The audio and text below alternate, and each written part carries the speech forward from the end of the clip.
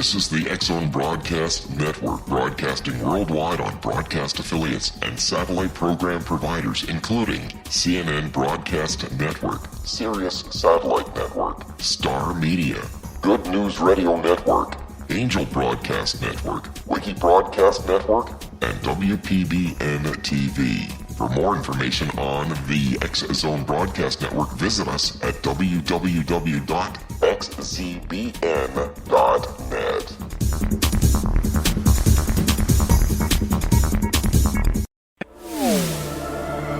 The X-Zone Radio Show with Rob McConnell is largely an opinion talk show. All opinions, comments, or statements of fact expressed by Rob McConnell's guests are strictly their own and are not to be construed as those of the X-Zone Radio Show or endorsed in any manner by Rob McConnell, Relmar McConnell Media Company, the X-Zone Broadcast Network, its affiliated networks, stations, employees, or advertisers.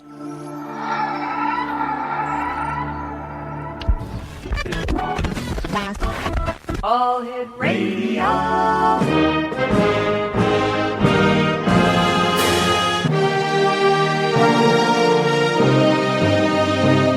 Welcome to the X Zone, a place where fact is fiction and fiction is reality. Now, here's your host, Rob McConnell.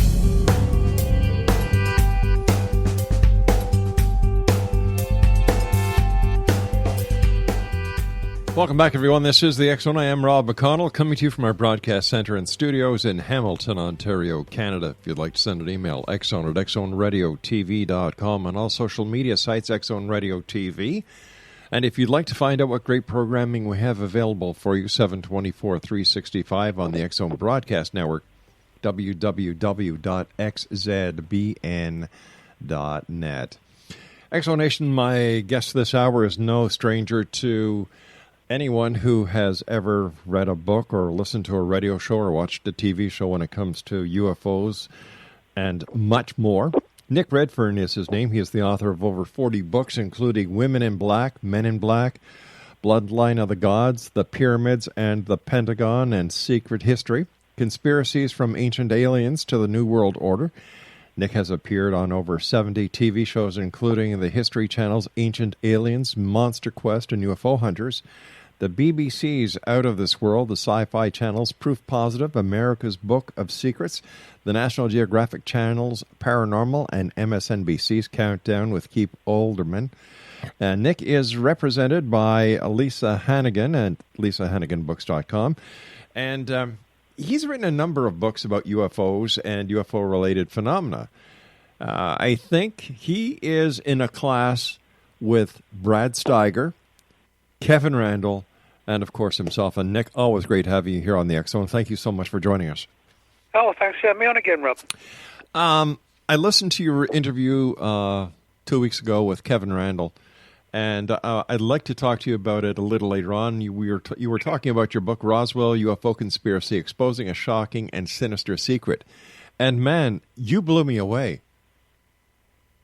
Well, it's a controversial angle because Roswell is sort of perceived as the number one UFO case. You know, it's the sacred cow that cannot be touched. And but when you look at the case, there's, for me at least, there are problems in the extraterrestrial angle.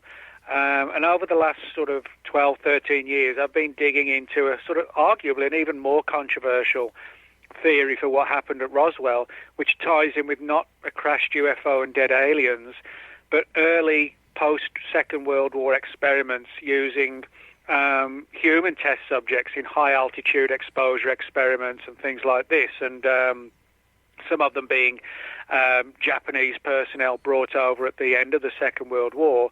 And, of course, you can see the implications of, if that's the truth, how Roswell could come crashing down and the effects that might have on ufology as a whole. I do, but you know what? It makes a lot of sense. Listening to you and Kevin, and you brought in Operation Paperclip, you brought in a lot of the facts, and then when I looked at the physiology of the so-called extraterrestrials that were supposed to be recovered at the crashes, it would make sense, number one, why there was a cover-up. Number two, it would also explain the appearance of these extraterrestrials: short, slanted eyes, gray-skinned, swollen heads, and this would all be caused by the extreme pressures that they may have been subjected to. So I thought it was a great show, a great book, and I've been promoting it left, right, and center because I believe that the truth is out there, Nick, and I think you've come across it. Well, personally, I think it is the right path. The problem that we all face, though, in ufology, whichever side of the coin you're on, is how do we actually prove it? And that's the problem, that everybody, whether they believe it's extraterrestrial, a weather balloon, or the Air Force's stories about crash test dummies, or the ones in my book, the problem is that there's no doubt in my mind that somebody somewhere is hiding the truth of Roswell. But the problem is nobody, as I said, on any side of the coin can find where that truth is. So, we're all still kind of racing, for the answers, or the proof, I should say, rather than the answers. And, that's sort of the final goal. I think we've got enough evidence to show that something crashed, bodies were recovered, and multiple cover stories were put into place. Now, we just need to try and find where that material evidence is held. And I think, my friend, you have started people looking in the right direction with your new book entitled Roswell UFO Conspiracy, Exposing a Shocking and Sinister Secret. Exonation, Nick Redfern is my guest. Nick Redfern, fortean.blogspot.com is the best way to read about Nick, and we'll both be back on the other side of this break as we continue here in the X Zone with Nick Redfern from our broadcast center. We're right here in Hamilton, Ontario, Canada. My name is Rob McConnell. Don't go away.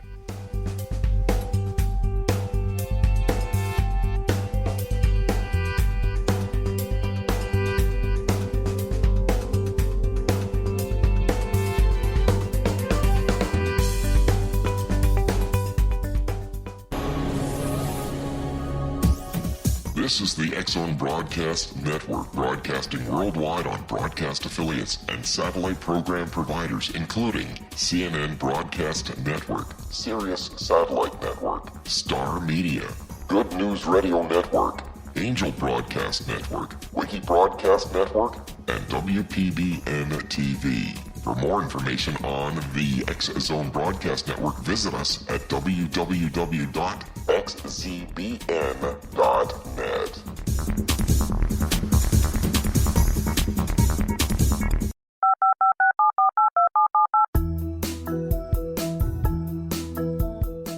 Did you know that when you're on the road with limited data or Wi-Fi, you can still listen to the X Zone Radio Show with Rob McConnell, The Science of Magic with Gwilda Wiyaka, X-1, Dimension X, Space Patrol, and every minute of the X Zone Broadcast Network by calling 213-401-0080, courtesy of Audio Now. No smartphone, app, or internet needed. It saves your data plan, and it's free if you have unlimited minutes. Call 213-401-0080 to listen on any phone, anytime, anywhere. Remember, 213-401-0080 for the best of the paranormal, parapsychology, and sci-fi radio programming anywhere, 24/7, 365.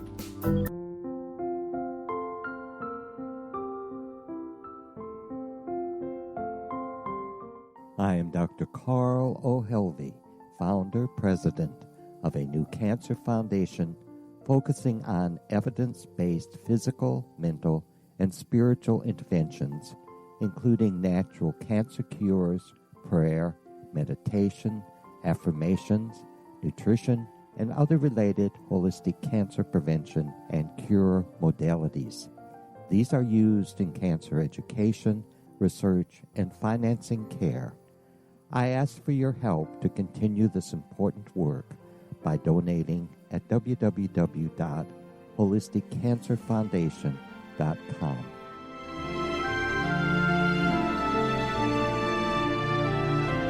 Hello, I'm Pete Marsh. With my daughter Justina, we will be presenting the new radio show, Too Good to Be True. If something seems too good to be true, it usually is. But with the help of Justina's amazing gifts, we're going to gain insight into questions that don't yet have complete answers. Have you wondered who built Stonehenge and for what reason? Why are crop circles found in the same region as Stonehenge and elsewhere? Are crop circles a hoax, or are they created with technologies that we have little knowledge of? Who built the pyramids in Egypt and also in other countries? How and why were they built? Was the Titanic switched with the Britannic as part of a gigantic insurance fraud, or for more insidious reasons? What caused the Tunguska event when trees were flattened over an 800 square mile area in Siberia? Will the new insights be too good to be true? Well, that will depend on what you are prepared to believe. Please join us as we start on this journey together. For more information on Too Good to Be True, visit www.xzbn.net. Little children aren't the only ones afraid of the dark. Millions of soldiers return from war zones with PTSD, anger, frustration, fear, and loneliness, much of which surfaces during the darkness of the night. You have the chance to change the lives of these American heroes. Songs and Stories for Soldiers.us provides free MP3 players for these men and women. With a list of 3 million songs in 16 different styles, 100,000 audiobooks, and 30,000 old-time radio programs, every veteran can find something to soothe and comfort them at no cost. All our players contain an 8-hour audio program designed to help veterans fall asleep. With 1,500 plus vets now participating, it's our goal to deliver 10,000 audio players this year. Go to our website at songsandstoriesforsoldiers.us. Help us help a veteran make it through the night.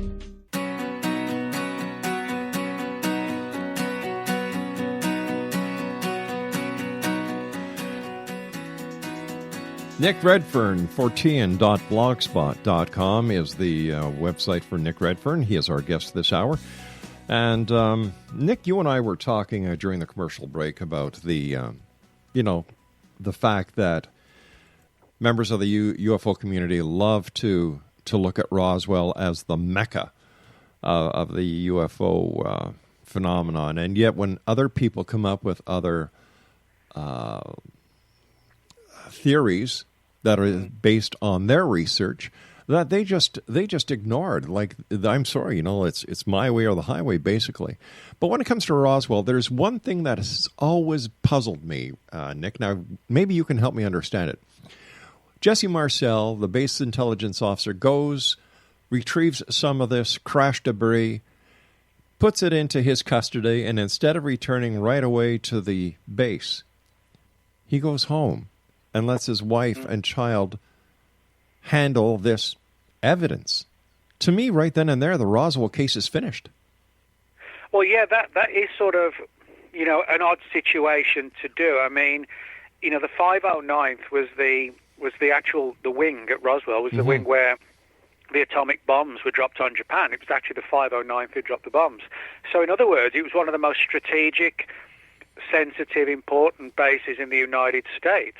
And so anything unusual that would have been found out in the desert and couldn't initially be identified, it is almost, one of those hard-to-believe situations that somebody recovers, high-ranking officer recovers the materials and takes a detour back home and, shows it, like you said, shows it out for his family, rather than, making a quick drive to the base to get it, studied and examined. Not only that, but to maintain the chain of evidence and the chain of custody, because as soon as he brought it to his home and let civilians play with it, man, he's ruined the chain of evidence. It doesn't exist anymore. No, you're exactly right, and so that doesn't make sense unless, there's a possibility that he thought this was terrestrial material, that something unusual had come down. Now, even under those circumstances, he still shouldn't have stopped off at home first, but to me at least, the fact that he did suggests that this wasn't the sort of otherworldly material we've been told it was, but actually something that may have been unusual, but was also terrestrial. Now, you see, the fact that the first release said it was a balloon, or was it the first release a crash UFO and then it was switched to a balloon? Well, actually, what they first said was it was a flying disc. Now, and the term flying saucer and flying disc are interchangeable. But the one thing that a lot of people forget is that when we talk about flying saucers and UFOs today, we've got 70 years of of phenomena, of books, of magazines, of TV shows, to understand from our perspective what UFOs and flying saucers might be. But a lot of people often forget a crucial thing, that when they put out that statement that we've recovered a flying disc, well, this was only 13 days after Kenneth Arnold's first sighting of a flying saucer. So in other words, imagine if we were just 13 days into the first UFO sighting. In other words, we wouldn't know much about the subject. All we would know is that something weird's flying around and people call them flying saucers and flying discs. We wouldn't have any history of abductions, crashes, Area 51, nothing. And that's the position people were in then. So in other words, what this means is that flying saucer and flying disc back then didn't mean in 47 what it means for us today with 70 years of hindsight. It just meant people have been seeing these things for less than 2 weeks. There was no history, there was no law, there was no books written. So flying disc back then didn't equate with alien spacecraft. It was just something that had just very, very recently been seen, and nobody really knew what they were. And there was still a lot of media hype 2 weeks after the event with Kenneth Arnold. Yeah, that's right. There was a lot of hype, but as I said, there wasn't sort of any history of the phenomenon to make people think, oh, that's, aliens, UFOs or whatever, because, as I said, it only just kicked off. So when they said it was a flying disc or flying saucer, they weren't talking back then about an alien spacecraft. They were just talking about a new phenomenon that had been reported. People often forget that because they look at it from our perspective of what flying disc, flying saucer and UFO mean today. Nick, why do you think that if, in fact, this was a flying saucer, and I have never followed that line of logic or thinking, why do you think it took so long after, and why did it peter out so fast going back to 1947? Well, that's a good question. I mean, you're right, that when the event happened, it was actually major news. For example, all the major news services in the United States and some overseas as well picked up on the story. And as you said, the first report was, we've recovered a flying disc. The next day, sorry, it's just a weather balloon. And what happened was that Major Marcel was flown out to Fort Worth, to the military base at Fort Worth, photographed holding what was clearly weather balloon debris. It wasn't the original materials, we know that much. And when he was shown, when he was photographed holding this, the press just dropped it. They're like, oh, okay, it was a weather balloon after all. And it actually took until the mid-1970s before the story really got picked up again in ufology, and people like Bill Moore, who co-wrote the Roswell Incident book, and Stan Friedman started looking into it further. But of course, 30 years had passed by, and a lot of the key players, like Matt Brazel, the rancher who found the wreckage, they were long dead. But at least, by the 70s, things were starting to open up again. I often wonder what would have happened if Stanton Friedman had never been involved in the Roswell case, if, in fact, ufology would be the phenomena it is today. Well, probably not, and certainly not with Roswell, because what happened was, it was purely by chance, after a media appearance, that Stan actually heard this story, oh, you need to speak to this guy about this event he was involved in. He was involved in a crashed UFO back in 47.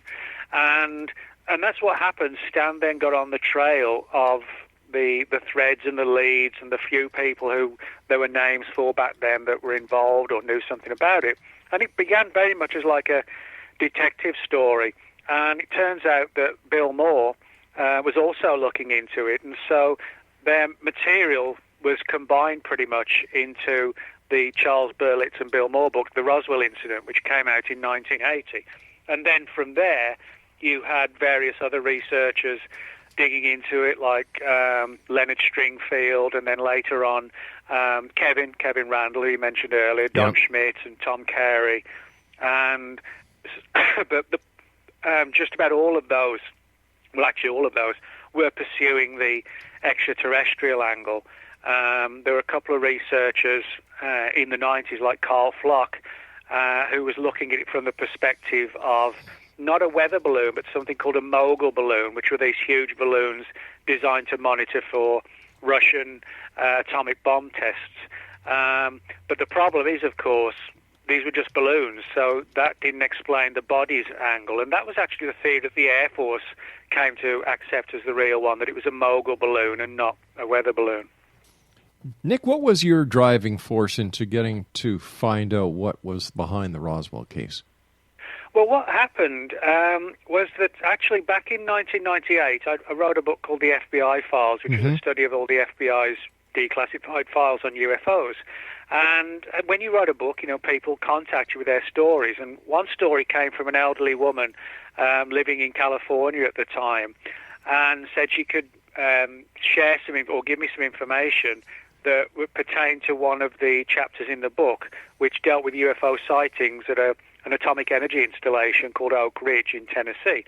And my natural assumption, was that she wanted to talk about UFO sightings at Oak Ridge. But when we met up in the summer of 2001, she had a very different story to tell me. She talked about how the Roswell story was not what everybody thought it was, and that in reality it was one of 5 or 6, maybe 7 or 8 experiments undertaken in the New Mexico desert in 1947 with these high-altitude programs and people used as guinea pigs. And she said on a number of occasions she saw a number of dead bodies brought in. Some of them looked like normal people who'd clearly been in some sort of violent accident. Others were clearly physically handicapped people who she was told were actually taken from sort of hospitals and asylums and used essentially against their will as guinea pigs in these flights. And some of them looked to be either Japanese or Chinese people, but the word that trickled down was that they were all being used in these experiments that led to the legend of the crashed UFO and these small bodies out in the desert. And when she told me that story, she gave me the names and contact information of 3 other elderly people, all from the military and the intelligence community. And so I interviewed them back in the mid-2000s, and I wrote a book about what the information I'd uncovered up until then, called Body Snatchers in the Desert. And then the new book, which has just come out, the Roswell UFO Conspiracy, that covers everything that I've learned sort of since the first book came out in 2005 until now. So basically, in answer to your question, what prompted me and what drove me to look further was the fact that more and more leads were coming in, pushing it down that particular avenue. And I felt, well, I'm on this course now. This looks to me like the right one. Sure. And stopping now would just be stupid. It makes perfect sense why the government would, in fact, put a cover-up in place. It makes perfect sense. Well, yeah. I mean, people say to me, well, what if... I mean, a lot of the people who I interviewed said, they use these huge balloons and these lifting body-type aircraft. And they said, well, why would they hide that now? And I said, well, they weren't actually hiding the experiment in terms of the technology, which is actually quite rudimentary, like huge balloons and things like this. I said the reason why it was hidden was because it would backtrack to essentially what were pretty disturbing and highly controversial experiments using people as guinea pigs, high-altitude guinea pigs, for want of a better term. So in other words, that was the key that prompted the secrecy, and also prompted, the deliberate creation of fake trails and leads relative to crashed UFOs and dead aliens. Keep pushing everybody down that pathway because it's exciting and it's, kind of X-Files-like. Do anything but just keep them away from, the other story. So would you say that the experimentation on the Japanese POWs would have been the equivalent to something like Operation Paperclip?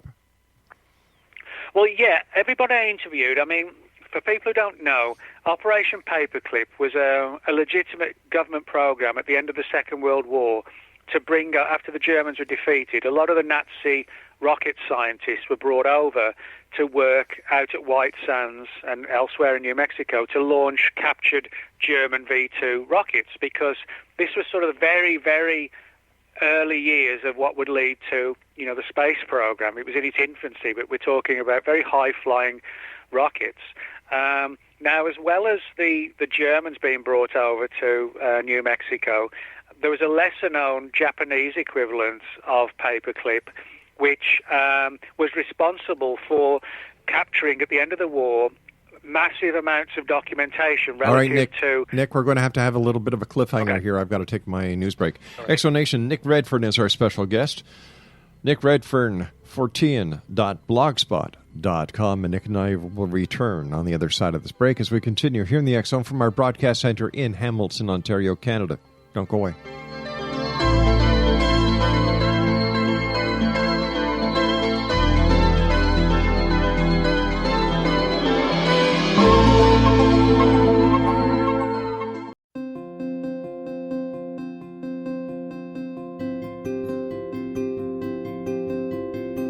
Dreams are our personal gateways into infinite wisdom. Don't miss shamanic counselor and indigenously trained dream decoder Sandra Corcoran's inspiring book, Shamanic Awakening Between the Dark and the Daylight. This remarkable work chronicles Sandra's 35 years of experience with diverse wisdom keepers and her initiations throughout the Americas and across the British Isles, Turkey, Greece, and Egypt. Sandy's knowledge of symbology, psychology, and myth influence her dream blog and workshops. Sandy offers private tarot readings, international journeys, a meditative CD, as well as her book, Shamanic Awakening, to encourage you as you navigate this earth walk, creating a deeper connection to yourself and all that is. Find this and more at Sandy's website, starwalkervisions.com.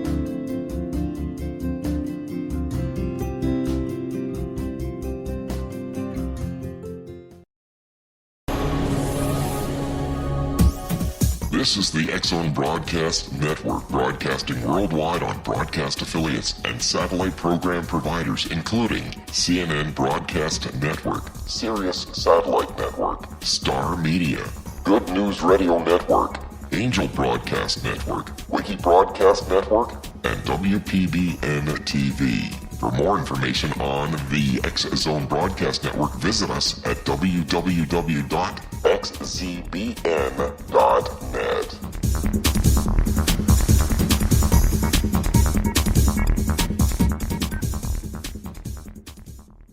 How would you like to be able to read other people's minds? Well, the next best thing is here. When you know how to read a person's name, you know how the person thinks, feels, and behaves. Each letter in our name holds a key to unlock our true essence. Our name contains both our gifts and challenges in this lifetime. Mnemology science discovers personality secrets hidden in the placement of the letters of our names, including the first and last impression people remember about us. Sharon shows us how to interpret the arrangement of letters as outlined in her book, Know the Name, Know the Person. Sharon Lynn Wyeth created mnemology science after 18 years of research and testing her theories, and has supported thousands of people around the world in understanding themselves and others better. You'll enjoy Sharon's unique teachings as she shares her system to learn the gifts behind your given birth name. Even if you don't like your birth name, there are jewels in this book. If you're thinking of changing your name, ready to name your child, or wanting to get along better with others, this is the book for you. If you'd like to improve your relationships and change your life for the better, get the book today, Know the Name, Know the Person, or visit www.knowthename.com. That's www.knowthename.com.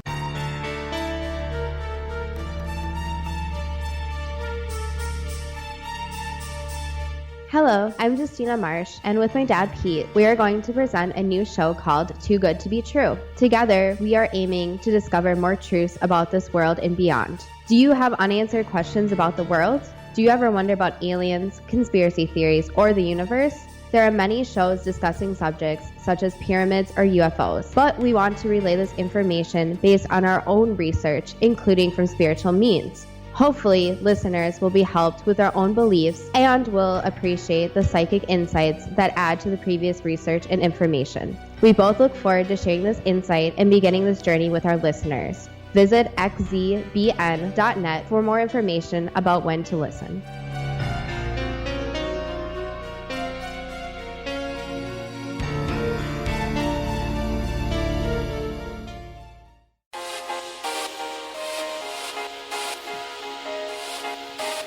Exonation, Nick Redfern is our guest. Nick Redfern, Fortean.blogspot.com. And Nick's latest book is Roswell UFO Conspiracy, Exposing a Shocking and Sinister Secret.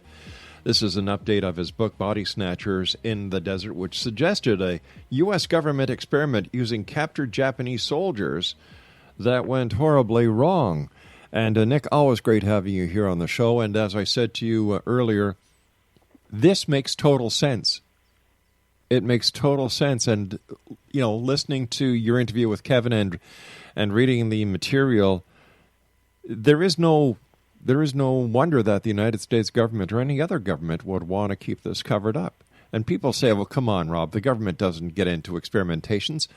No, my gosh, what was the name of that experiment that they were doing at the Allen Memorial Institute in Montreal, testing LSD? The CIA was involved in the testing of LSD people. What was that called? Project? MK Ultra. MK Ultra, yeah. Yeah. You know, so that just goes to show that, yes, it is being done. Why? Well, that's another question. Yeah, as we mentioned before the break, you know, there was this program, Operation Paperclip, that brought a lot of the Nazi scientists over to work in rocketry. But a lesser-known Japanese equivalent of Paperclip brought over a lot of Japanese scientists who were working in the final stages of the Second World War, and had the war not finished, they would have completed these gigantic new balloon arrays that they were building. Sort of like, almost, in some cases, they were like the huge Zeppelin balloons of the First World War. And the idea was that they would sort of soar across the Pacific towards the United States and have these glider lifting body type aircraft attached below them, and the crews would sort of act in like a kamikaze fashion. So in other words, they would just hurtle down to the cities loaded, you know, with explosives. And yet during World War II, they used Fugos to do that. That's right. Exactly. Yeah, the Fugo balloon bombs were like a rudimentary version of the far more superior, if you like, and manned balloons that were going to be used had the war not ended. Fortunately for us, you know, the war did end and we didn't have to face those balloons. But what happened is a lot of the scientists and the personnel involved were brought over as a part of this Japanese equivalent of Paperclip, and the construction of these massive balloons went ahead. And the story that I got from all the people I spoke to, and other researchers got a similar story too, was that it was one of these gigantic balloons that came down on the ranch. But in this case, this was one where they were doing the high-altitude testing and had these guinea pigs on board. They said there were also several other crashes in New Mexico in the same time frame and around the same area, which actually did have these sort of Japanese crews on. Hello? Don't know what happened, Nick. Oh, we got it back anyway. Yeah. All right. So, but hold on, buddy. But yeah, the story was that there were several of these crashes or flights and crashes, and that in some cases the crews were Japanese. Now, people might say, well, you know, everybody knows it was a UFO crash. But what's interesting is that when you look into this story, you find a lot of threads that weren't connected to me at all. You know, I'd be very suspicious if I was the only one getting the story. But back in 1997,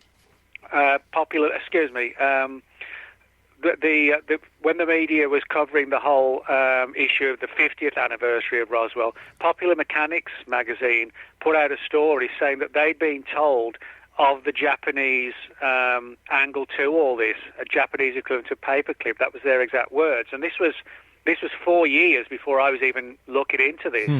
And one of the key players in the story, who we know got to see the bodies up close and personal, was a guy named Melvin Brown, who was stationed at Roswell, the base, in 47.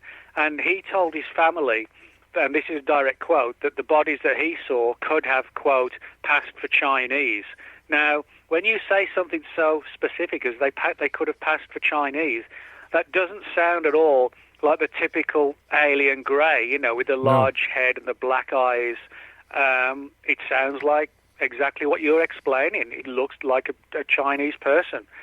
So, in other words, a lot of people in ufology steer away from Melvin Brown's, not so much from his accounts, but from that specific aspect, because it complicates and kind of negates their theory that aliens crashed. But, why, if there are so many ufologists out there that are seeking to find the truth, Nick, why don't they open themselves to all possibilities? Why just look at Roswell? Why just look at the established UFO criteria? Why not open yourself up to other possibilities? Well, my answer to that question, Rob, would be that most people in the Roswell field, Kevin's actually different. Kevin is very open-minded, yes, and a lot of his views have changed. Yeah. But a lot of people who in the Roswell field, they are so driven by belief and by the whole I want to believe fact, the X-Files. And some of them, getting up there in years, I think just cannot face the idea that it can now be anything but extraterrestrial. It's the only angle for them, because the alternative is to see their theories come crashing down. But, my approach is that I'm not in the business of, destroying belief systems or, destroying and crushing people's beliefs for the sake of it. I feel it's very important to go for the truth and where the truth lies, because that's all we shouldn't be looking to try and vindicate the alien angle or the mogul balloon angle or the crash test dummy angle. We should just be looking for the truth. Exactly. And if the truth takes it away from the extraterrestrial angle, well, that's just too bad at the end of the day. That's just too bad. Exactly. And here we are 70 years later, right? Is this the 70th anniversary of Roswell coming up? Yes, yeah, it is. Yeah. With all our modern technology, Nick, that smoking gun has not been established. And with all the ability of computer hackers, nobody has come up with anything that remotely looks like anything that would prove that any government of the world is covering up the fact that ETs are here. Well, no, you're right. I mean, through things like the Freedom of Information Act, a lot of interesting and good, solid, credible files have surfaced, with the Freedom of Information Acts of numerous nations around the world. But you're right, we don't have that ultimate smoking gun, and we don't have that in Roswell either. And, I'm always sort of brutally honest with people. And, when it comes to Roswell, I have to admit, we don't have any kind of smoking gun for any theory. I mean, even the Air Force, with their mogul balloon theory and the crash test dummies theory that they came up with, they admitted in their reports that although they thought that was possibly the answer, they admitted that they couldn't find any records to actually prove that. But equally, they couldn't find any UFO records. And I don't believe the Air Force was lying at all. I differ from a lot of people in ufology. I do think someone's hiding the truth of Roswell, but I don't think it's the people who we think it should be, like the Air Force or the CIA or the Pentagon. I think it's more sort of like a hidden government within the government, like a shadow government, rather than the elected government, so to speak. And so I think the problem is, not only do we not have the smoking gun for Roswell, we don't even really know where to go and look for that evidence. But if everything at Roswell was done in the name of national security for whatever reason, maybe for future space flight, I don't know. Doesn't it make sense that the government has the right to do things in a clandestine manner in order to secure national security? And that I mean, in certain cases, I mean nobody of a sane mind would want people like North Korea and Russia to get hold of the secrets of our nuclear missiles and where they're all kept and things like that. Nobody would want that to happen. Nobody would want, things like sources and methods information coming out and spilling over into the hands of terrorists, because that would just be disaster. So yes, that there are highly legitimate reasons, where national security is not just vital, but it's common sense as well.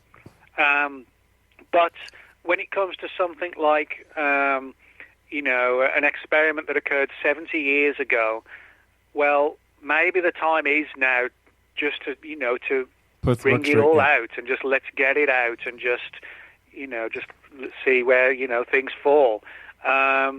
Obviously, nobody who's around today would have is responsible for having instigated or anything like that, because it's so long ago, everybody's gone. But I think, if this is the answer, I would hope that at some point somebody would come forward and say, well, yeah, this is the answer, and, it was kind of a bit of a dark time in the early post-war era. We were looking at the Soviets for the next big problem, and, we were trying to get things into space and rocketry, and somebody crossed the line, and we're sorry, I would hope something like that might be said. But do you think that the members of the UFO community and those who believe that there is a government conspiracy or cover-up in place would actually believe that? No. I think they would see it as just another layer of the conspiracy and another cover story. I mean, people have said that to me. Well, how do you know you haven't been deceived with another cover story to hide the fact that aliens really crashed? And my answer to that question is, well, if you're going to create a cover story for Roswell, why make it so controversial talking about human experiments? Because that's just going to make people sit up and take notice of it even more. And, of course, there's the fact that to this day, the Air Force, and by default as well the government, still stands by the crash test dummy angle for the bodies and the Mogul balloon for the device. But that makes sense. There's no need for them to create another cover story when that one's still in place. And those two cover stories make sense. If in fact, I'm not doubting you, Nick. I think that you're right on the money with this entire scenario. And if the government does want to cover it up, this would be the best way. They're just saying, hey, listen, we can't find any records on it. Well, of course they can't, because they're hidden. Hello? Yeah, and a lot of people think, that because the Air Force went searching and didn't find anything, that they're the evil guys, they're the bad guys. They're not. As I point out in the new book, I don't think the Air Force was lying when it said we think the bodies probably were crash test dummies.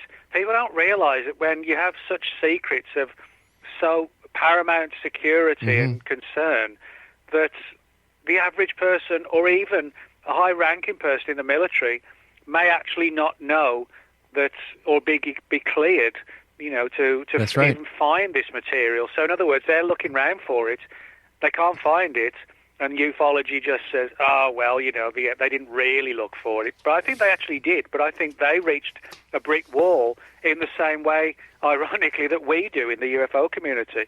Nick, stand by, my friend. You and I have to take our final break for this hour. X-Zone Nation Nick Redfern is our special guest. We're talking to Nick about his latest book, Roswell UFO Conspiracy, Exposing a Shocking and Sinister Secret. And if you'd like to, check out Nick online, nickredfern14.blogspot.com. And Nick and I will be back as we wrap up this hour here in the X-Zone from our broadcast center in Hamilton, Ontario, Canada. By the way, speaking about Kevin Randle, you can listen to A Different Perspective with Kevin Randle on the X-Zone Broadcast Network. All you need to do is go to www.xzbn.net, find out when Kevin is on, and tune in right then and there. This is the X-Zone. I am Rob McConnell. Nick and I return. Don't go away.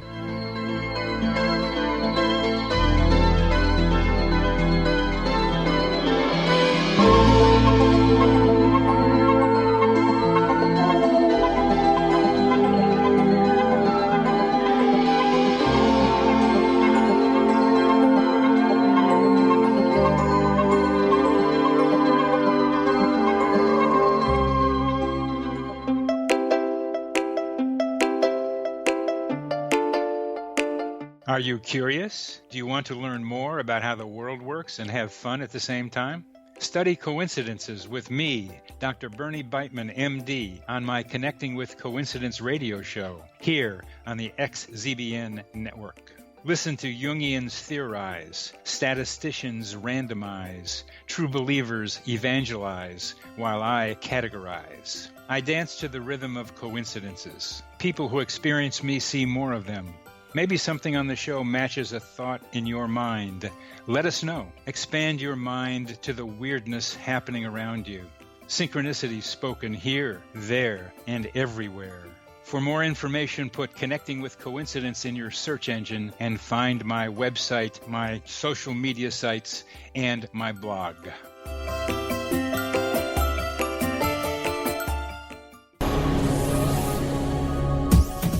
This is the X-Zone Broadcast Network, broadcasting worldwide on broadcast affiliates and satellite program providers, including CNN Broadcast Network, Sirius Satellite Network, Star Media, Good News Radio Network, Angel Broadcast Network, Wiki Broadcast Network, and WPBN TV. For more information on the X-Zone Broadcast Network, visit us at www.xzbn.net.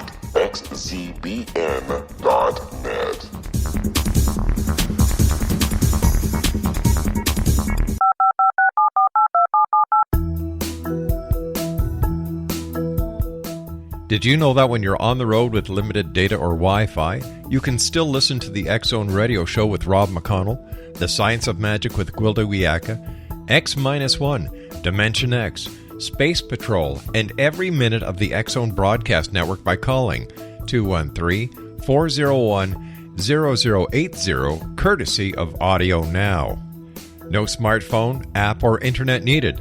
It saves your data plan, and it's free if you have unlimited minutes.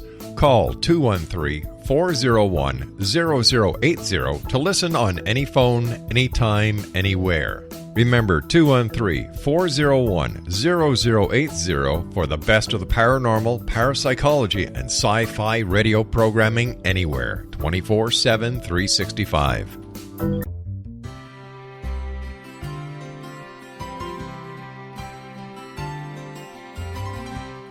True healing must address 4 levels: physical, emotional, mental, and spiritual, for us to live joyful and productive lives. We tend to treat 3 of the 4, leaving the spiritual languishing. If you're tired of the same dysfunctional patterns cropping up in your life, Soul Balancing is for you. Trixie Phelps, owner and founder of Soul Balancing, is a naturally gifted energy healer trained in numerous esoteric forms, including shamanism. Trixie has created a powerful modality that safely and effectively clears your energetic field. A Soul Balancing session can remove interference, heal trauma, and restore your hope.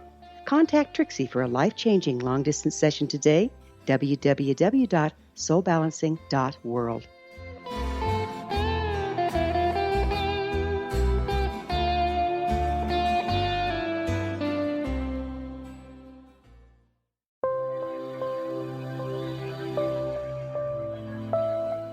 There's a legend shared by many indigenous cultures of a time when the nations were cast to the 4 corners of the world. Each nation was given a body of sacred knowledge that held a different portion of the truth to preserve. True reality could not be known until all the nations reunited, combining the information. If a single one was missing, the world could not be reborn and darkness would prevail.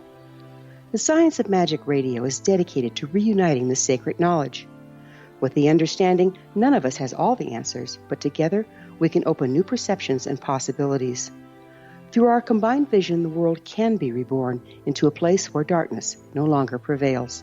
Join me, Gwilda Wiyaka, and the Science of Magic daily on the X-Zone Broadcast Network, xzbn.net, or visit us at thescienceofmagic.net.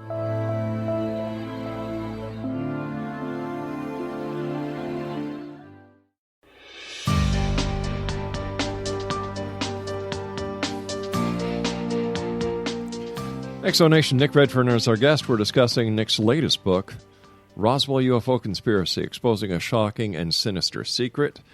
And if you'd like to get a hold of Nick online, it's nickredfern14.blogspot.com. Nick, looking at the big picture, an investigation is done into your claims. They prove to be real. I don't doubt you one bit, my friend. I think you've got something here that is going to shake up the UFO community. What will the findings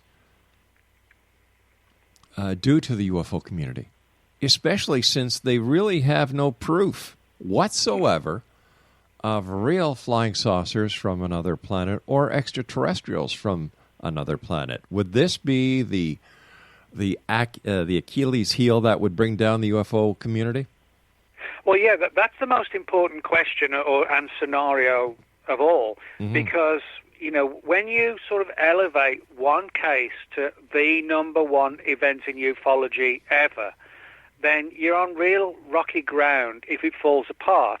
You know, there have been a lot of interesting and good UFO cases over the years, But ufology would not have sort of a collective breakdown if they were found to be mistaken identity or a hoax or whatever. But with Roswell, because it's been elevated to that level of becoming untouchable, if it does collapse, and ufology as a unit has put all its hopes and faith in this one theory, then I can actually see that the UFO scene would probably fragment to a massive degree. People would become disillusioned. You know, if the best case ever actually isn't the best case after all, people would, I think, have a meltdown if it was proved, you know. So, in other words, there's a good argument to be made that by promoting the case so aggressively and triumphantly as a UFO event, doing that could actually turn out to be ufology's biggest mistake of all. And of course, if the community that is hiding, you know, the agency or whatever it is that's hiding what really happened, revealed the truth of the human experimentation angle, then that agency could pretty much destroy ufology in one fell swoop as well, because of so much disillusionment. So, you know, the stakes are sort of very high all around, but it's only because of it's ufology's own fault that it elevated the case so high. If they just kept it as an interesting, intriguing case with lots of threads, but didn't put it as the number one, that wouldn't happen. But it's too late now. It's kind of like, you know, the famous film footage of Bigfoot taken by Roger Patterson in the 60s. Right. So many people in the Bigfoot community believe that film. And if that came crashing down, there would be disillusionment there too, but only because the film was being elevated to almost mythical status, you know. Yeah, I guess just like the infamous Alien Autopsy film, except that went up very fast and was proven wrong very fast as well. What do you think the carnival atmosphere does to the credibility of the Roswell case when we look at Roswell days and the, you know, like I said, the carnival atmosphere? Well, yeah, I mean, you can go to Roswell anytime, and it's always sort of packed with UFO stuff going on, but every 10 years, you know, although they have a conference every year, certainly every 10 years, you know, is a big year because it's, you know, an anniversary coming up. And I'll actually be there this July speaking about the new book. But you're right, there is sort of a carnival atmosphere to it. And, you know, I think when you look at that angle, you see two things. And one is the fact that, you know, people celebrate the event itself in town because it's what put them on the map. But also, you know, from the UFO angle, sometimes the skeptics play upon the fact that it is sort of a carnival, but the people in town take the view that, well, we're just having a bit of fun, you know. So in other words, a lot of what goes on in Roswell, the town, when they have these anniversary events, really isn't put on or done by ufology.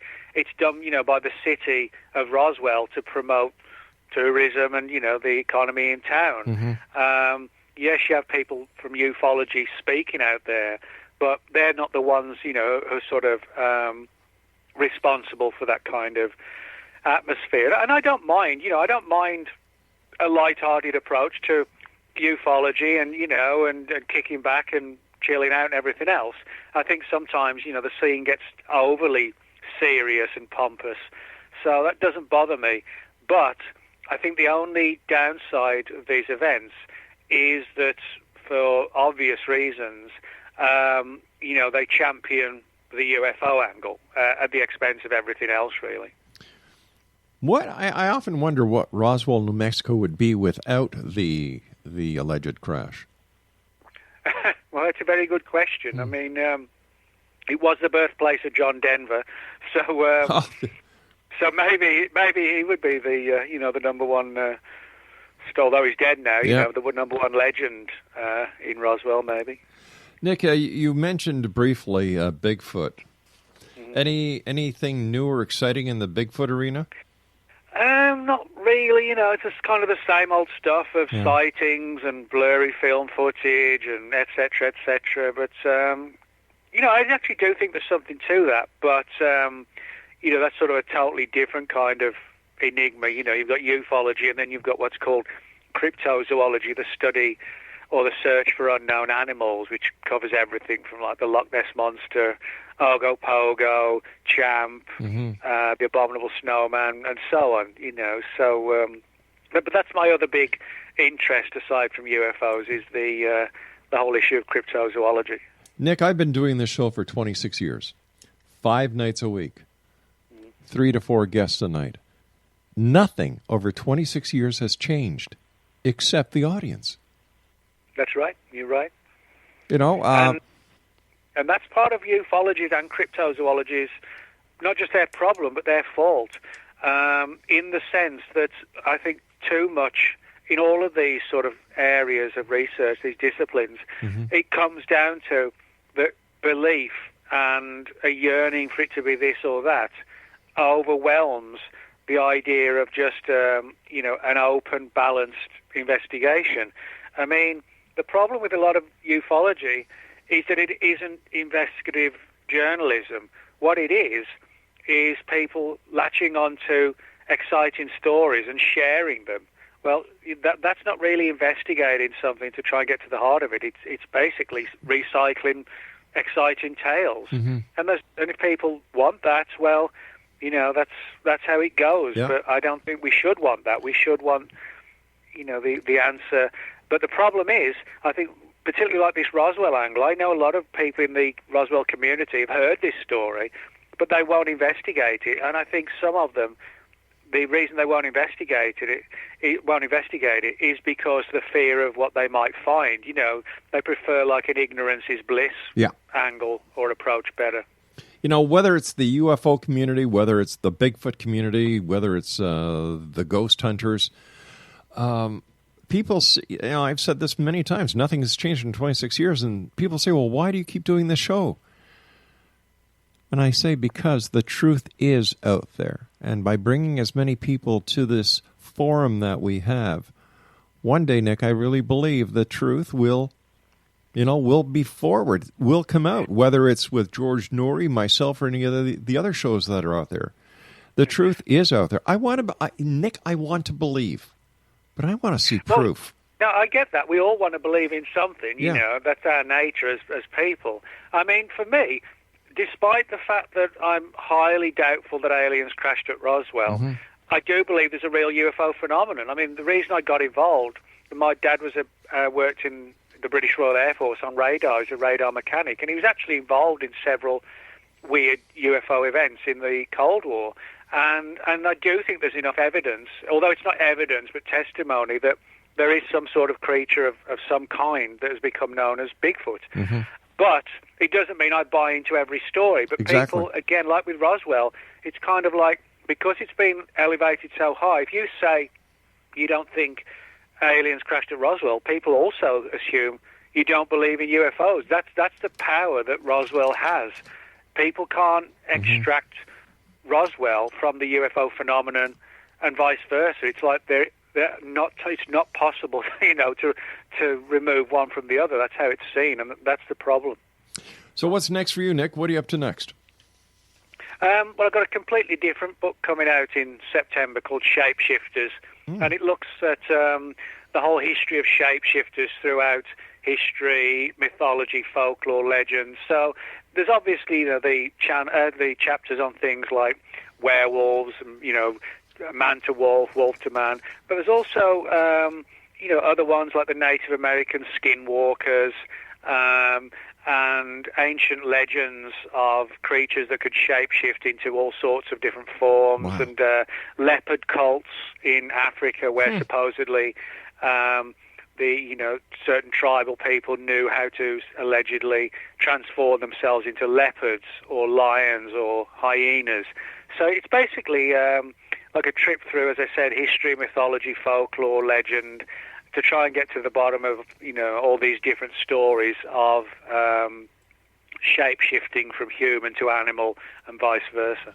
Well, Nick, as always, time goes by so fast when you're with me. I want to thank you ever so much for number one, for coming on the show, for number one, for being a friend, and number three, for doing the great work that you do, trying to put an answer to these many mysteries. And I wish you continued success, and I look forward to the next time we meet you back here in the X Zone. Until then, my friend, safe travels. Well, thanks a lot again for having me on. You take care, Nick. Thanks a lot, Nation, Rob. my great pleasure, sir. X-Zone Nation, Nick Redfern has been our special guest. If you'd like to visit Nick online, nickredfern14.blogspot.com.